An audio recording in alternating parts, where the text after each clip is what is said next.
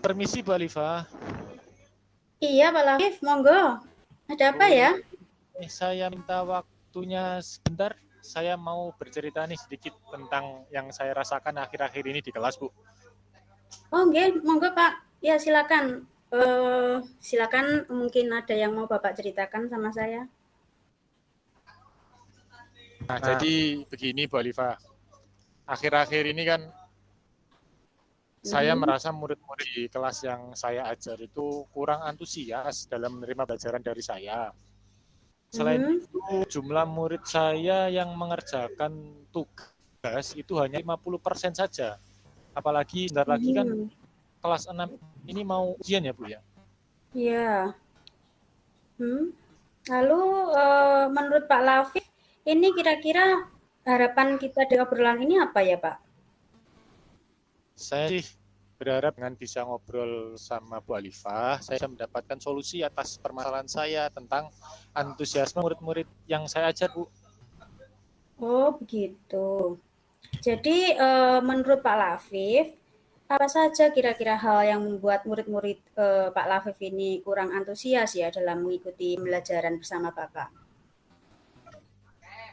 Kalau saya ingat-ingat kembali, Bu, ada beberapa hal yang memang menyebabkan murid-murid saya ini kurang antusias. Adalah yang pertama, pembelajaran saya sepertinya sedikit membosankan, terlalu monoton bagi anak-anak. Saya terlalu Ya. dominan berbicara dan bercerita di depan murid-murid saya. Kemudian yang kedua, saya tidak memberikan kesempatan kepada murid-murid saya untuk berpendapat atau berbicara pada pembelajaran saya. Apalagi kalau bahasan soal-soal, saya lebih banyak penjelasan daripada memberikan kesempatan kepada murid-murid untuk mencoba menjawab soal-soal tersebut. Begitu ya Pak. Lalu kira-kira apa saja yang membuat murid Bapak ini bisa antusias dalam pembelajaran Bapak ya? Menurut saya, murid-murid pasti menginginkan pembelajaran yang asyik, tidak monoton, tidak membosankan, dan pastinya yang menyenangkan. Wah, saya sih sependapat ya dengan Pak Lafif. Kalau menurut Pak Lafif, kira-kira apa saja hal yang bisa membuat murid-murid itu bisa belajar dengan asik, tidak bosan, dan menyenangkan gitu di pembelajaran Bapak? Kalau menurut saya, pembelajaran yang saya sampaikan itu harus berpusat pada murid.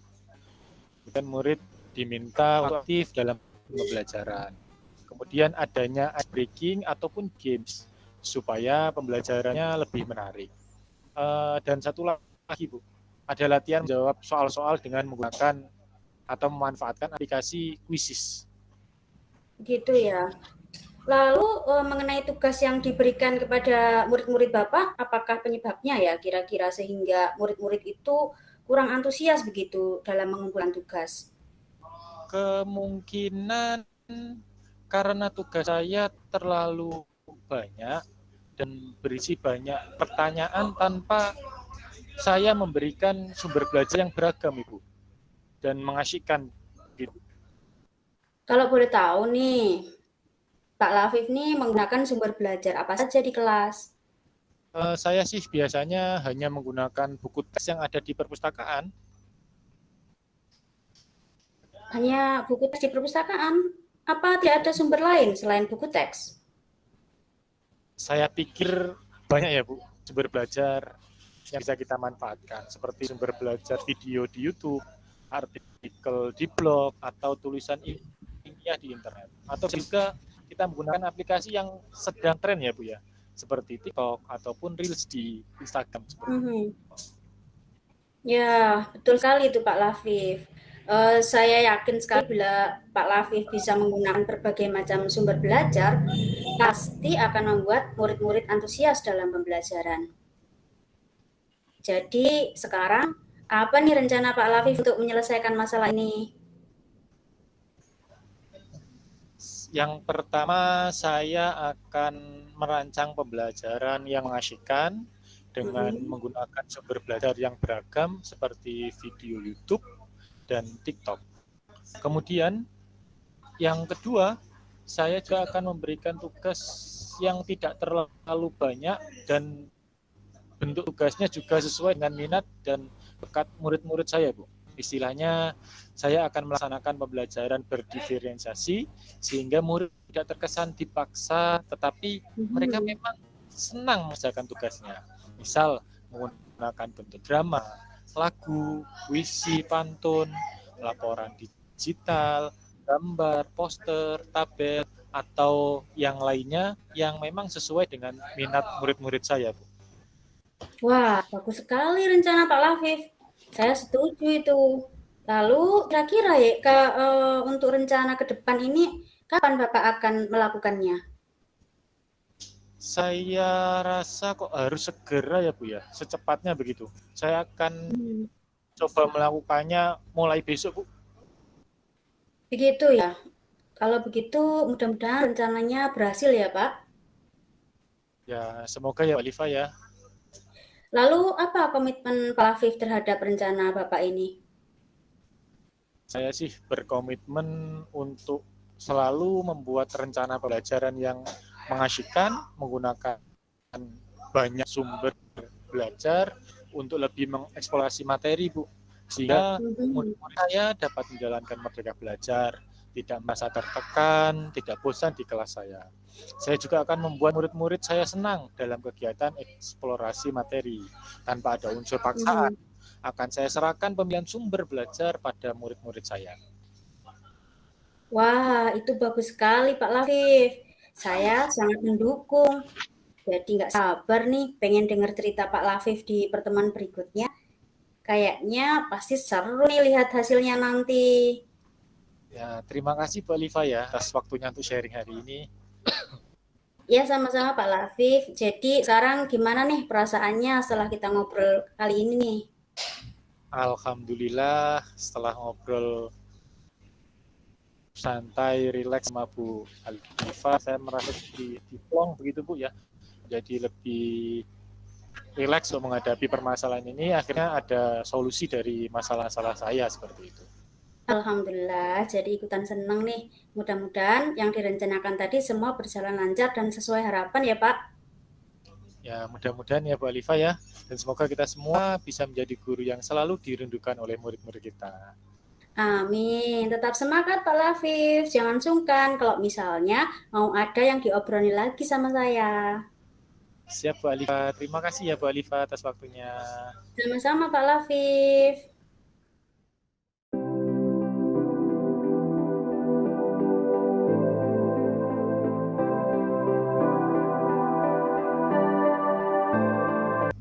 Assalamualaikum Pak Lafif. Waalaikumsalam Bu Alifa. Maaf nih agak telat datangnya. Tadi masih ada murid saya yang konsultasi tugas. Oh, enggak juga Bu. Saya juga baru sampai nih. Kebetulan tadi ada perlu sebentar sama Bapak Kepala Sekolah. Jadi ada apa nih? Bu Alifa ngajak ketemuan. Jadi gini Pak Lafif, saya tuh lagi bingung dengan salah satu murid saya. Setiap kali pelajaran bahasa Inggris, dia itu selalu murung gitu. Dan sepertinya takut sama saya. Padahal saya selalu berusaha berlaku adil kepada semua murid saya. Kalau mereka kesulitan dalam belajar bahasa Inggris, saya berusaha untuk membantunya. Tapi sepertinya dia ini malah menjauh gitu. Oh, gitu ya Bu ya. Iya. Jadi menurut Bu Alifah, pembicaraan kita ini bertujuan untuk apa ya Bu?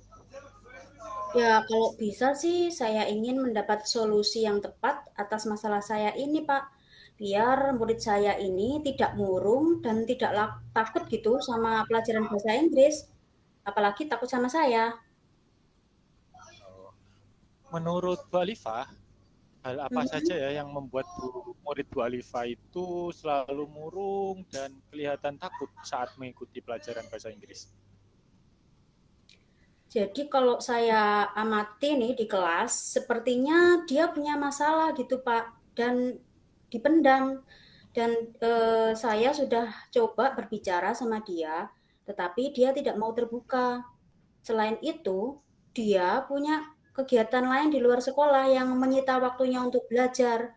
Kegiatannya itu latihan bulu tangkis, Pak. Kebetulan kan sebentar lagi dia mau dikirim mengikuti turnamen, mewakili sekolah. Dan selain itu saya dengar juga katanya orang tuanya itu ingin dia lebih fokus untuk latihan bulu tangkis untuk persiapan turnamen itu daripada belajar bahasa Inggris. Sebenarnya sih saya sudah menawarkan sifat bahasa Inggris ke semua murid saya. Tapi hanya dia yang tidak ikut gitu, Pak. Dan satu lagi, bisa saja saat saya mengajar di kelas itu mungkin saja saya kurang menyenangkan kali ya, Pak. Jadi dia tidak bahagia gitu mengikuti pelajaran saya. Oh iya. Lalu menurut Bu Alifah, apa saja ya yang dapat membuat murid tersebut dapat mengikuti pelajaran bahasa Inggris dengan baik, tidak murung lagi, dan mau ikut les privatnya Bu Alifah? Mungkin saya akan coba menanyakan ke dia ya, Pak ya. Jadi waktu yang luang di luar latihan bulu tangkis itu hari apa saja dia ya yang tidak mengikuti latihan bulu tangkisnya sehingga saya bisa memberikan les privat padanya. Jadi dia punya waktu tambahan belajar bahasa Inggris tanpa mengganggu latihannya. Lalu agar dia tidak murung, saya akan coba mengubah cara mengajar saya di kelas agar lebih menyenangkan, sehingga dia merasa tidak tertekan saat mengikuti pelajaran bahasa Inggris. Dan saya juga akan coba berbicara dengan orang tuanya agar anaknya diberi waktu untuk belajar bahasa Inggris di luar latihan bulu tangkisnya itu, Pak. Wah, bagus itu Bu Alifah. Saya sependapat dengan Ibu. Lalu kira-kira menurut pendapat Bu Alifah, apa saja hal-hal yang bisa membuat murid tersebut mau terbuka dan mau menceritakan masalahnya sama Bu Alifah? Sepertinya saya harus mengajaknya berbicara dari hati ke hati ya Pak ya. Mungkin saya harus cari waktu yang tepat, kemudian mencari tempat yang nyaman gitu. Jadi anak merasa bisa bebas mengeluarkan unek-uneknya. Dan mungkin waktu itu saya bertanya di depan teman-temannya. Makanya dia jadi tidak bisa terbuka sama saya, Pak. Itu. Jadi sekarang apa rencana Bu Alifah untuk menyelesaikan masalah ini? Rencana saya sih yang pertama ya Pak ya, yang akan saya lakukan adalah mengajak murid tersebut untuk bertemu dan membicarakan masalahnya. Jadi saya bisa tahu penyebab dia murung. Kemudian yang kedua, saya akan mencoba mengubah cara mengajar saya agar suasana di kelas lebih menyenangkan. Sehingga murid-murid saya nantinya bisa belajar dengan hati bahagia dan tidak tertekan. Misalnya dengan menggunakan strategi dan model-model pembelajaran yang bervariasi. Dan juga menggunakan media dan alat peraga. Lalu yang ketiga, saya akan coba untuk berbicara dan membuat kesepakatan dengan orang tuanya agar lebih memperhatikan pelajaran anaknya di sekolah. Dengan begitu, si anak juga tidak ketinggalan pelajaran meskipun mempunyai aktivitas lain di luar sekolah. Itu, Pak. Wah, bagus sekali rencananya Bu Alifah. Lalu kira-kira kapan rencana tersebut akan direalisasikan Ibu? Saya rasa kok harus secepatnya ya, Pak ya. Saya akan coba melakukannya mulai besok untuk membicarakan masalah ini dengan murid saya dan untuk bertemu dengan orang tuanya, saya usahakan dalam minggu inilah ya, biar masalahnya segera terselesaikan. Ya betul sekali Bu Alifah, biar masalahnya tidak berlarut-larut ya. Kasihan juga anaknya kalau sampai Iya, nilai bahasa Inggrisnya terus menurun. Lalu komitmen betul. apa yang akan Bu Alifah lakukan terhadap rencana ini? Komitmen saya ini ya, saya akan membuat rencana pembelajaran yang memasukkan unsur kompetensi sosial emosional atau KSE. yang kebetulan baru saya pelajari. Jadi sebelum memulai pelajaran, murid akan saya ajak untuk mengisi papan emosi yang saya sediakan, sehingga saya tahu apa yang mereka rasakan sebelum pelajaran. Saya juga akan berusaha menciptakan suasana kelas yang menyenangkan, sehingga mereka dapat belajar dengan hati bahagia, tidak merasa takut atau tertekan, dan akan berusaha memahami apa kebutuhan murid-murid saya, mulai dari kesiapan belajarnya, minat belajarnya, dan juga profil belajarnya. Selain itu juga saya akan tetap menyediakan waktu untuk les privat bahasa Inggris di luar jam sekolah agar murid-murid saya bisa lebih baik lagi pemahamannya dalam pelajaran bahasa Inggris. Itu, Pak. Wah, itu bagus sekali Bu Alifah. Saya sangat mendukung rencananya Ibu. Jadi nggak sabar nih Bu, pengen dengar cerita Bu Alifah minggu depan. Kayaknya bakal seru ya hasilnya nanti. Ya, mudah-mudahan Pak Lafif ya. Terima kasih atas waktunya Pak Lafif. Saya sudah di coaching nih hari ini. Wah, sama-sama Bu Alifah. Sekarang gimana nih perasaannya setelah obrolan panjang kita ini? Alhamdulillah saya jadi lebih rileks dan lebih santai sekarang. Jadi beban di pikiran dan perasaan saya terasa lebih ringan daripada sebelumnya, Pak. Alhamdulillah Bu ya, jadi ikutan senang nih saya. Mudah-mudahan yang direncanakan Bu Alifah tadi semuanya dapat berjalan lancar sesuai dengan harapan ya Bu ya. Mudah-mudahan Pak, dan semoga kita semua bisa menjadi guru yang selalu berpihak kepada murid ya Pak ya. Amin. Tetap semangat ya Bu. Kalau misal nanti ada yang mau diobrolin lagi, jangan sungkan. Bisa hubungi saya Bu, nggak apa-apa. Oke Pak Lafif, terima kasih ya. Assalamualaikum. Sama-sama, Waalaikumsalam.